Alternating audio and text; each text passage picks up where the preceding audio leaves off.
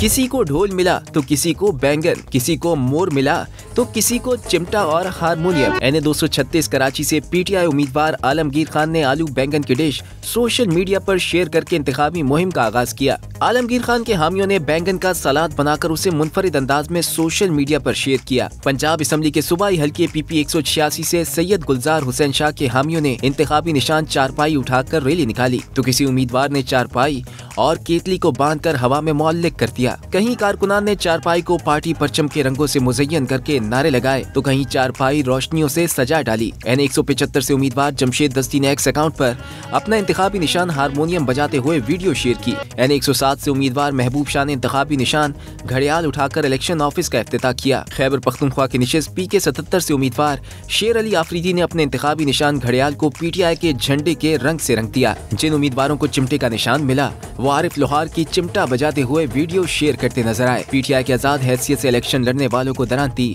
प्याला, पैराशूट, बाजा, शावर, चमचा जैसे मुनफरिद इंतखाबी निशानात भी अलॉट किए गए हैं।